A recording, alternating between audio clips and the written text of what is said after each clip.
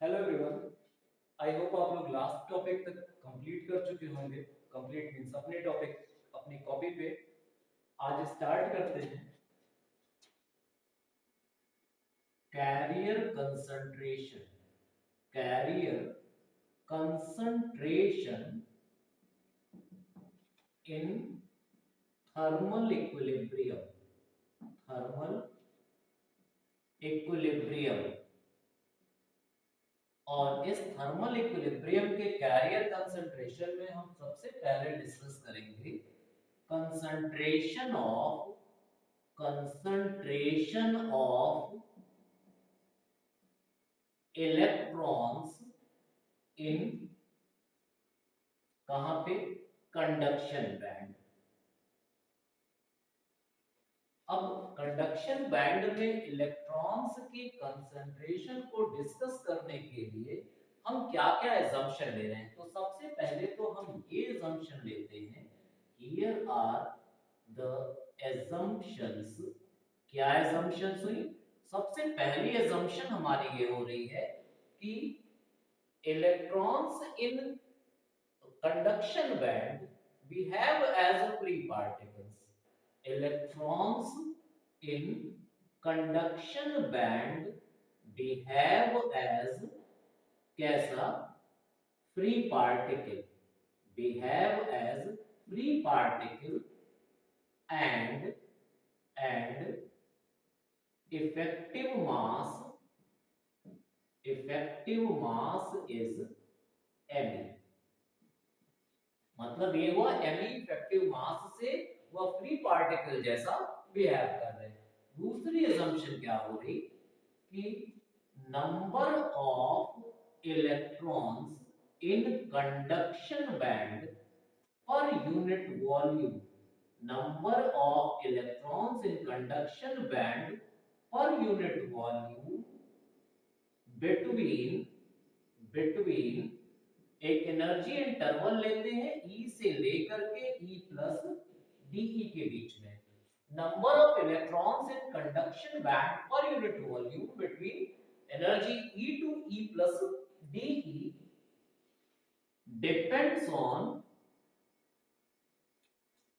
Electrons था ना, तो डिपेंड ऑन किस पर? Density of state. Density of state क्या हो गया? और क्या करेंगे? इलेक्ट्रॉन किसको फॉलो कर रहा है? किस स्टैटिस्टिक्स को? इलेक्ट्रॉन फर्मी डिराक स्टैटिस्टिक्स को फॉलो कर रहा है। And follow Fermi Dirac statistics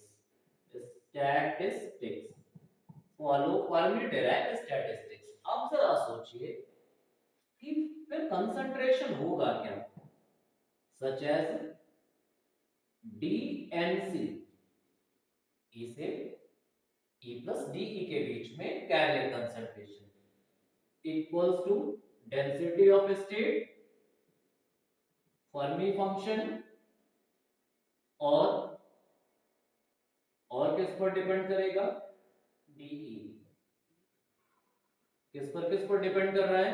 ये तो एनर्जी इंटरवल हो गया, तो किस इंटरवल में हमें कंसंट्रेशन निकालना है? डेंसिटी ऑफ स्टेट और फर्मी फंक्शन। तो डेंसिटी ऑफ स्टेट क्या हुआ? हियर dN इक्वल्स टू कितना होता है? 4 pi upon h cube 2me to the power 3 by 2 e minus ec और 1 by 2 e minus ec to the power 1 by 2। और क्या हो रहा है? फर्मी डिराक फंक्शन से फर्मी फंक्शन क्या मिला? Fermi function f equals to 1 upon 1 plus e to the power e minus e f by kt। ठीक है, वैल्यूज रख देते हैं हम, then you will get DNC। therefore carrier concentration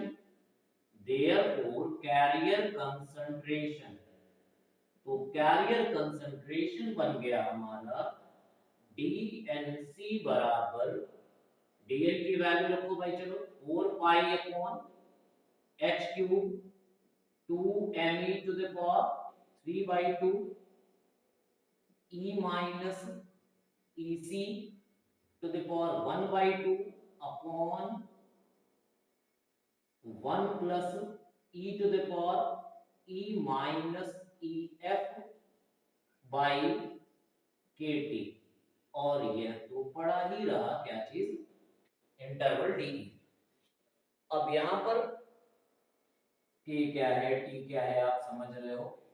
एक काम थोड़ा सा देख लो, ef क्या था, फर्मी लेवल, और ec क्या था, बॉटम ऑफ कंडक्शन बैंड। इसको ऐसे समझो, ये है हमारा वैलेंस बैंड और ये था हमारा कंडक्शन बैंड।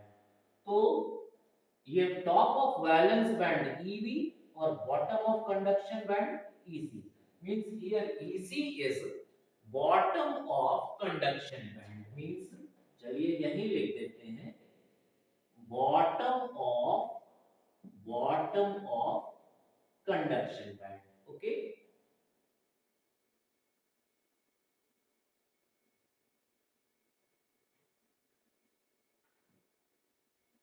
वो आगे क्या था हमको, अब ये सारे इलेक्ट्रॉन यानी डी की वैल्यू कहां से कहां तक हमें समझना है। डी की वैल्यू जो है वो वैरी कर रही है इस ईसी से लेकर के इनफाइनाइट तक में, ईसी से इनफाइनाइट तक। देयरफॉर नंबर ऑफ इलेक्ट्रॉन्स, अरे इलेक्ट्रॉन्स पूरा क्यों लिखने लगे, number of electrons in conduction band per unit volume NC equals to integral DNC, कहां से कहां तक, EC से लेकर के इनफाइनाइट तक। वैल्यू रखो जरा, क्या हो गया हमारा 4 pi by h cube 2 me to the power 3/2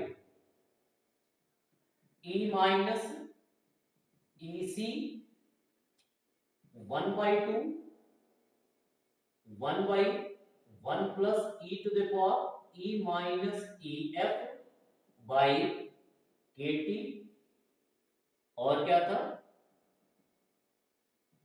nc।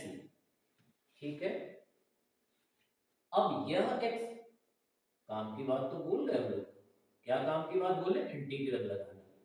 तो ये हुआ EC से लेकर के, अब आप समझ रहे हो कि अगला स्टेप क्या है, आपको सॉल्व करना। आपको ये तो कितना आ जाएगा, सॉल्व आप करोगे आएगा कितना, NC equals to NE equals to 2 pi ME KT by h square whole to the power 3/2 e to the power EF minus EC by KT।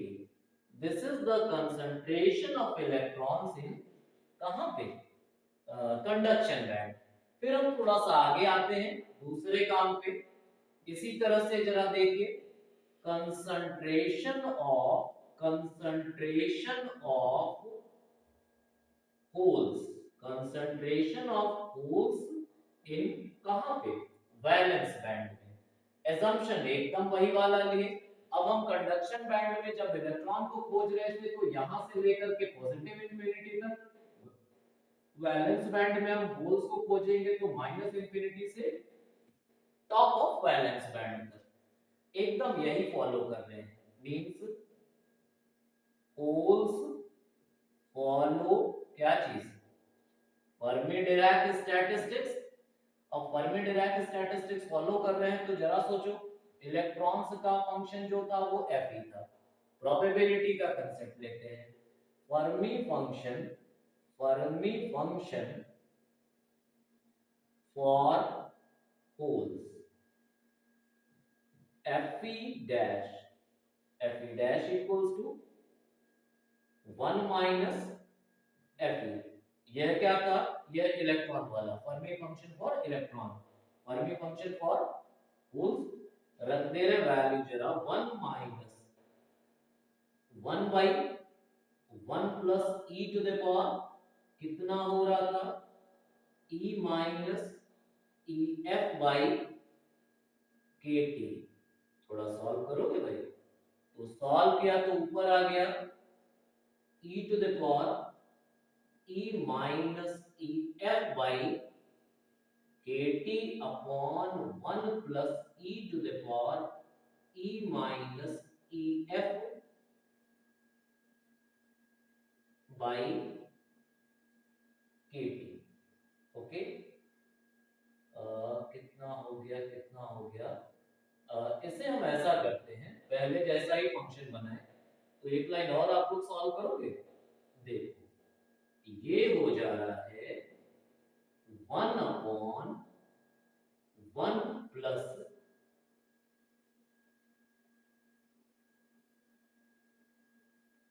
e to the power minus e minus E F by K T. ठीक है भाई, ये मिला हमें F E dash, और ये F E dash था क्या?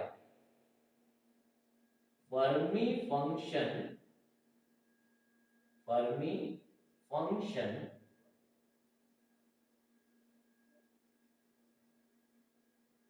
चलिए सब कुछ उसी में हो गया, फर्मी फंक्शन फॉर पोल्स। किसके लिए? पोल्स के लिए, जो हमारा फर्मी फंक्शन था। अब इसके बाद क्या करना था? अब हमारी प्रॉब्लम जो थी वो डेंसिटी ऑफ स्टेट की थी, तो चलिए डेंसिटी ऑफ स्टेट जरा सा देख लेते हैं। कितना हुआ?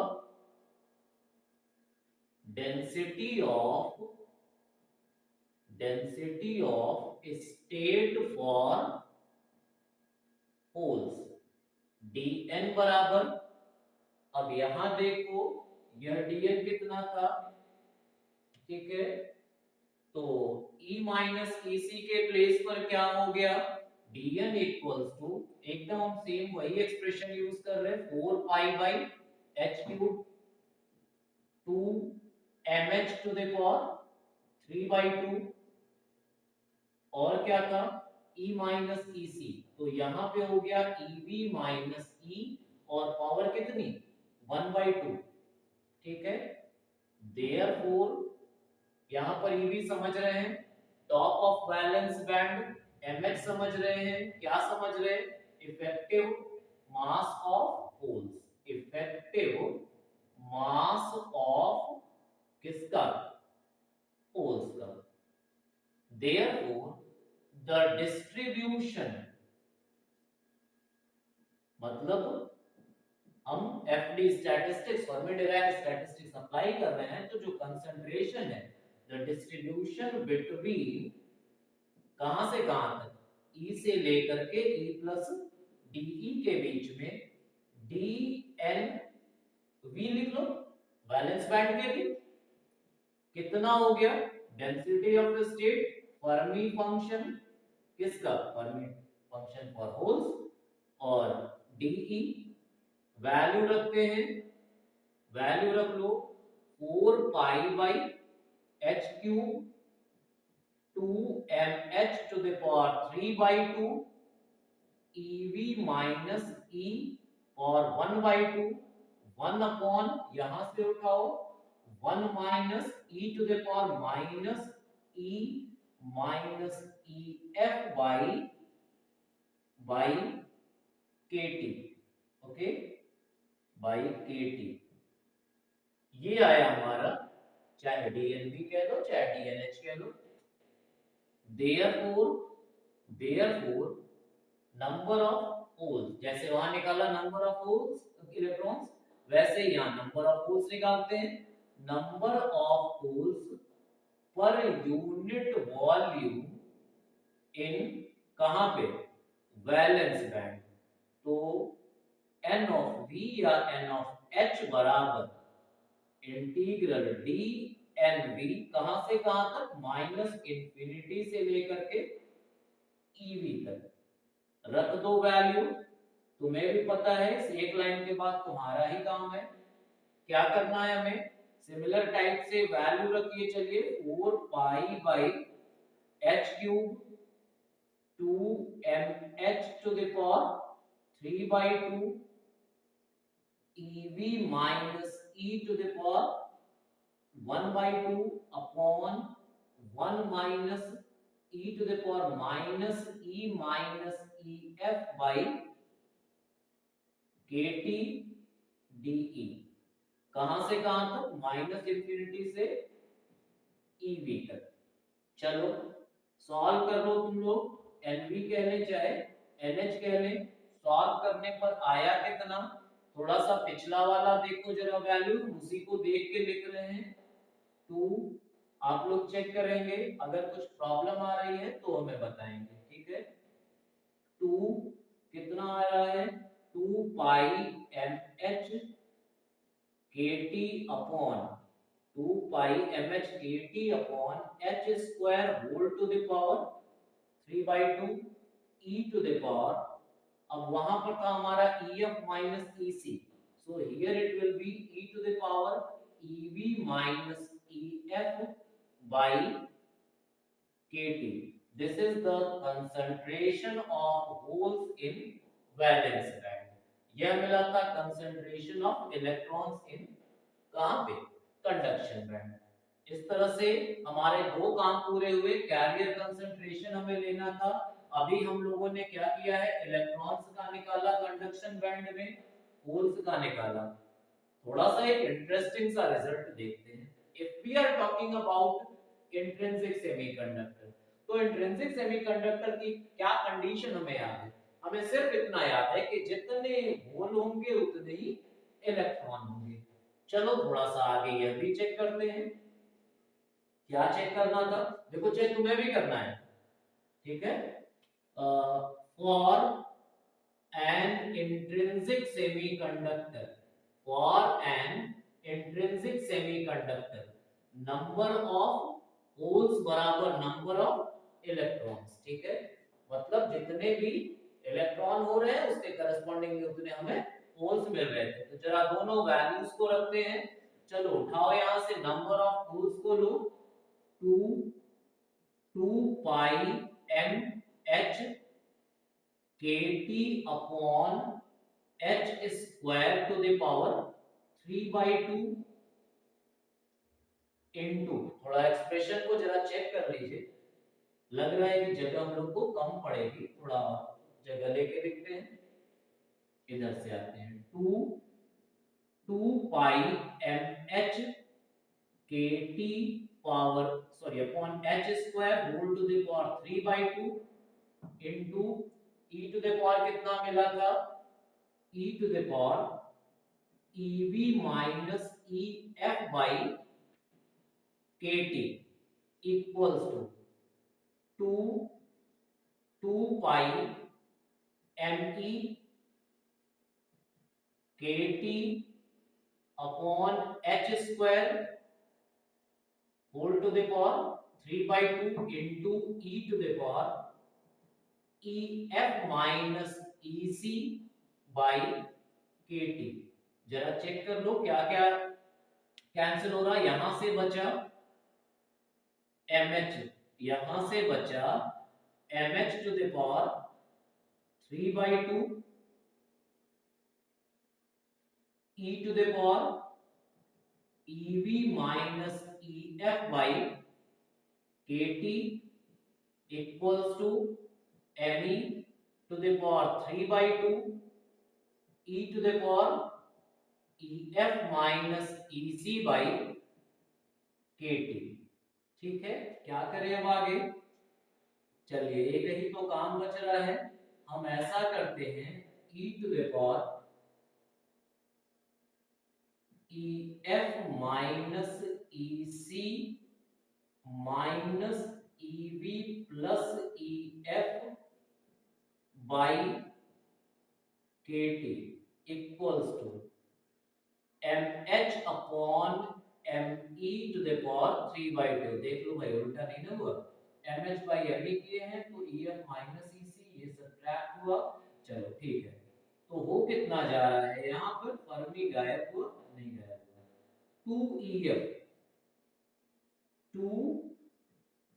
2ef minus ec plus ev equals to 3/2 log mh by me। Okay, ये रिजल्ट रहा। अब थोड़ा सा आप अपना दिमाग लगाइए, थोड़ा सा अपना दिमाग लगाइए कि F equals to 3/4 log mh by me plus ec plus ev by 2। This is the relationship between, we know that, क्या करें, mh बराबर me ले लेते हैं, तो यह वाला टर्म हमारा वैनिश कर गया, बचा कितना, EF equals to EC plus EV upon 2। Means result क्या मिला कि in case of an intrinsic semiconductor the Fermi level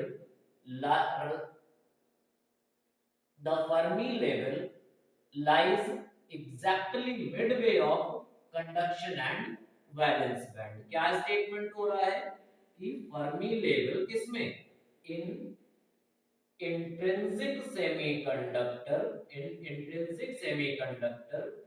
Fermi level lies